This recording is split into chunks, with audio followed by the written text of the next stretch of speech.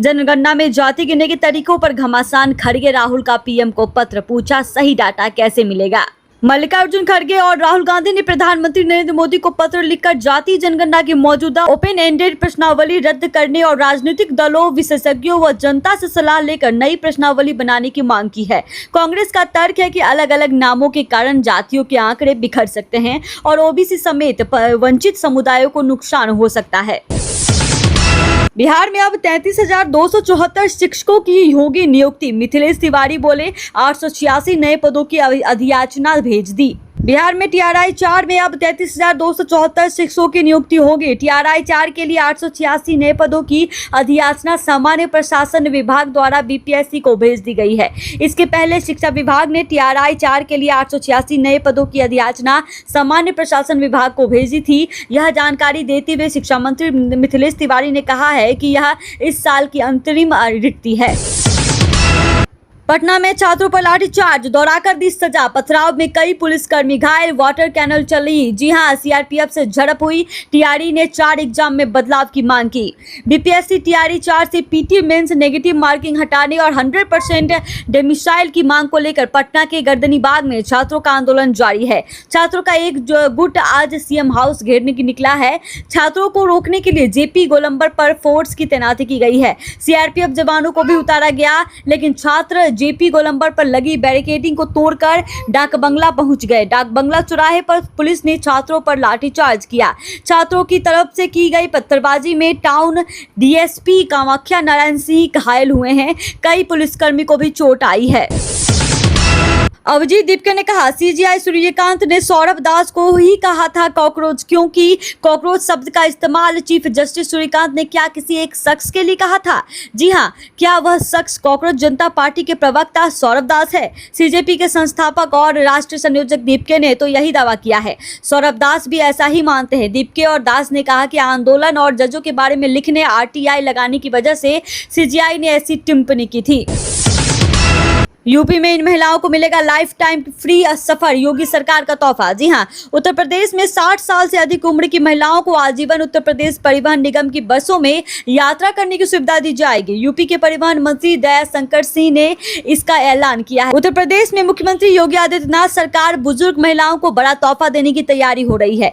योगी सरकार के परिवहन मंत्री दयाशंकर सिंह ने इसका ऐलान किया है। उन्होंने कहा, प्रदेश में अब 60 साल से ज्यादा उम्र की महिलाएं उत्तर प्रदेश परिवहन निगम की सभी बसों में आजीवन निःशुल्क यात्रा कर सकेंगी। जल्द ही CM योगी इसका ऐलान कर सकेंगे।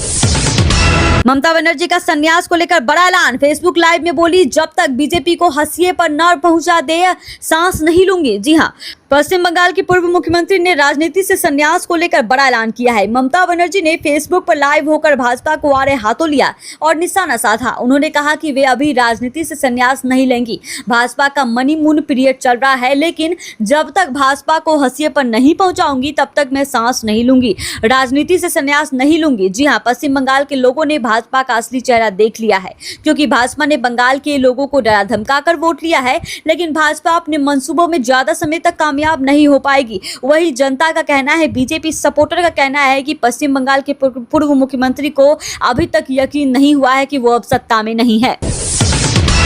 राम रहीम को कितनी बार मिल चुकी पैरोल? जी हां, 21 दिन के लिए फिर जेल से बाहर आया। डेरा मुखी कहां ठहरेगा? डेरा सच्चा सौदा प्रमुख गुरमीत राम रहीम सिंह को फिर से एक बार 21 दिन की पैरोल मिल गई है। जी हां, रोहतक की सुनारिया जेल में सजा काट रहे राम रहीम को इस बार फिर अस्थायी तौर पर जेल से बाहर जाने की अनुमति दी गई है। यह उसकी 17वीं स्थायी रिहाई है। ताजा पैरोल के दौरान यह हरियाणा के सिरसा स्थित डेरा सच्चा सौदा मुख्यालय में रहेगा। राम रहीम मंगलवार सुबह करीब 6 बजे सुनारिया जेल से बाहर निकला। इसके बाद वह सुरक्षा घेरे के बीच सिरसा के डेरा मुख्यालय के लिए रवाना हुआ। रिपोर्ट के मुताबिक पिछली कुछ पैरोल के दौरान उसे उत्तर प्रदेश के बागपत स्थित बरनावा आश्रम में रहने की अनुमति मिली थी, लेकिन इस बार लगातार तीसरी बार सिरसा स्थित डेरे में रहने को मंजूरी दी गई है। ऑस्ट्रेलिया ने बढ़ाई भारत के अन्नदाताओं की टेंशन, बासमती चावल से जुड़ी मांग को किया खारिज। जी हां, ऑस्ट्रेलिया ने भारत के अन्नदाता कहे जाने वाले किसानों और निर्यातकों को बड़ा झटका दिया है। ऑस्ट्रेलियाई फेडरल कोर्ट ने कृषि और प्रसंस्कृत खाद्य उत्पाद निर्यात विकास प्राधिकरण की बासमती चावल को खास पहचान दिलाने वाली याचिका को खारिज कर दिया है। उन्होंने बासमती के लिए खास ट्रेडमार्क की मान्यता मांगी थी।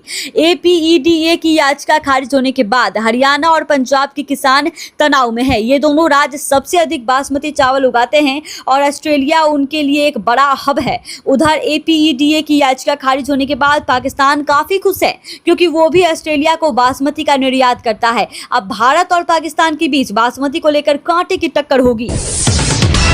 जनगणना में नहीं होगा भिखारियों और आवारा लोगों का डेटा, जाने सरकार ने क्यों लिया फैसला। भारत में साल 2027 की जनगणना में पहली बार एक काम नहीं किया जाएगा। केंद्र सरकार ने एक फैसला किया है, जिसका नोटिफिकेशन भी जारी कर दिया गया है, जिसके अनुसार इस बार जनगणना में पहली बार भिखारियों और आवारा लोगों का डेटा कलेक्ट नहीं किया जाएगा। क्वेश्चनियर से भिखारियों और आवारा लोगों की कैटेगरी ही हटा दी गई है। अलग से इनका डेटा रिकॉर्ड में दर्ज नहीं किया जाएगा, क्योंकि पिछली बार 2011 की जनगणना में इस कैटेगरी का बहुत कम डेटा मिला था। केवल 3.8 लोगों ने ही खुद को भिखारी और आवारा बताया था। इसलिए इस बार इस कैटेगरी पर मेहनत नहीं की जाएगी। चीनी की सप्लाई सेल का बदला नियम, बढ़ते दामों पर लगाम लगाने के लिए सरकार ने लिया बड़ा फैसला। त्योहारी सीजन से पहले चीनी की कीमतों में लगातार हो रही बढ़ोतरी ने सरकार की चिंता बढ़ा दी है।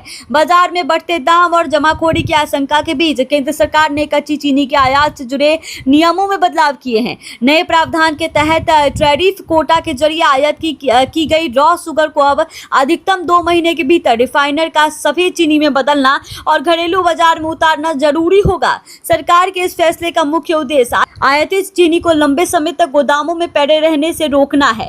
पहले व्यवस्था के तहत आयात की गई रॉ शुगर को उचित समय में प्रोसेस करके 31 अक्टूबर 2026 तक घरेलू बाजार में उपलब्ध कराना था।